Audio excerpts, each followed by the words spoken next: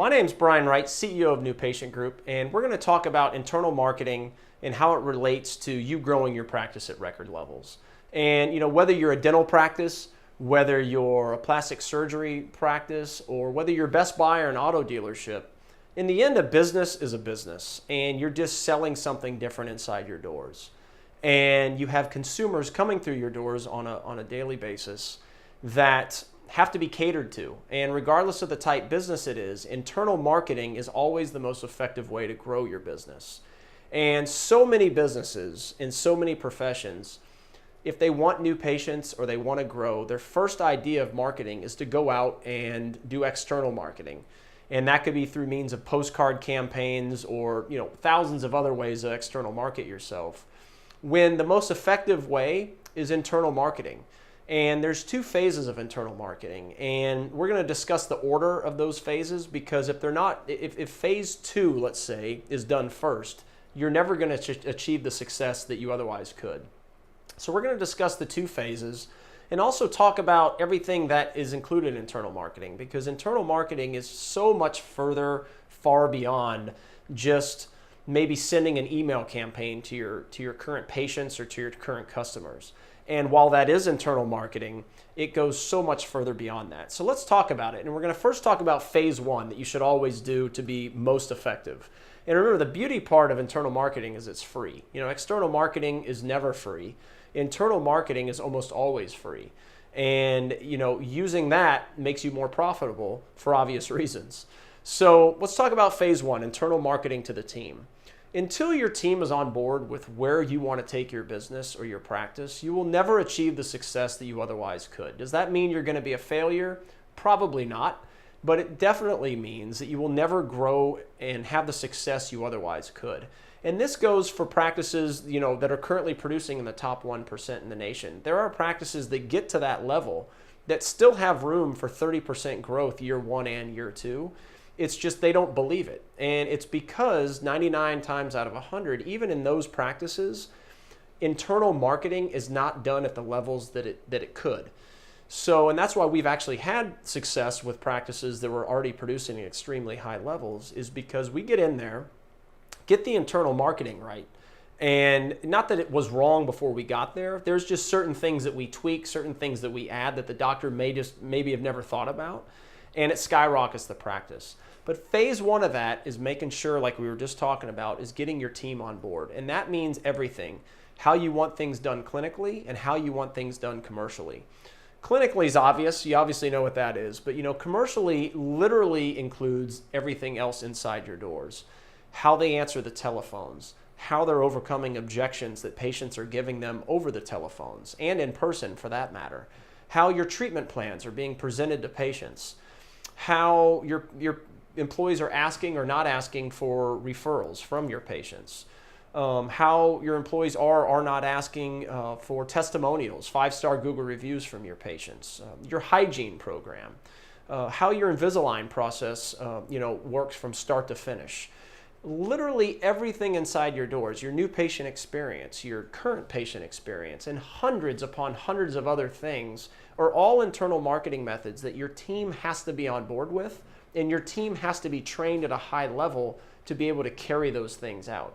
And like a new patient telephone script, for example, while that's internal marketing, most offices that spend money on telephone training, what happens is there's a script put next to the telephones. The employees freak out because it's a script and they think that it's going to completely change or not allow them to be themselves. And maybe a month or two goes by and everything goes back to the way it was before. And that happens with thousands of practices across the country. Doctors tell us that all the time. And it's why there needs to be something in place to whatever it is, the telephones or your hygiene program, whatever it is, to continually reiterate to the employees and to yourself what that program is, what the policies are, and to ensure people continually every week, every month, every year at your practice get better at them. And remember, there's never, oh, I've got this, I don't need to practice anymore. So, if there's any sports fans out there, we'll use, we're based as a company out of Houston. We have a nationwide presence, but our base is here. Carlos Correa, for example, shortstop for the Houston Astros, major league player, excellent defender. Guess what he does? He takes 1,000 ground balls a day before every game. And so, and I use that analogy because I like sports, but it's also easy to understand, meaning that let's say for the telephones, we'll use that as an example.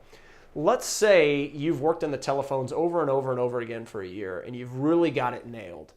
Guess what? That doesn't mean that you should stop working on them. So that's why this digital platform we have will always reiterate and always be there for you to continually role play those. But those are examples of internal marketing and how you have to have your team on board with them. They have to role play them. They have to be able to pass tests to prove to you that they know your protocols, your systems, or if you have our program, our systems at the highest levels, because that's how you're going to achieve success as a practice. That's how you're going to grow together as a team and have fun together and watch the practice grow because everyone's a part of it and everyone's getting better. But that internal marketing doesn't stop at just the team. Now you have internal marketing to your patients. And basically all that is phase one put into effect. You get a new patient call today and your team member answers the phone. Now they're putting that phase one training into effect to make sure that those calls are being transformed into or translated into new patient consults. It is if a patient asks a price inquiry over the phone, are they able to overcome that price inquiry and get them onto the schedule? They should be able to if they're implementing phase one of internal marketing. And if you start listing out all the internal marketing protocols and programs inside a dental practice, it's literally hundreds.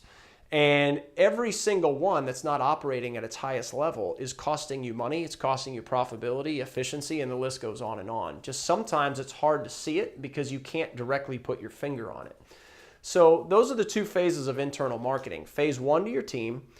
Phase two, your team puts phase one into action to your patients.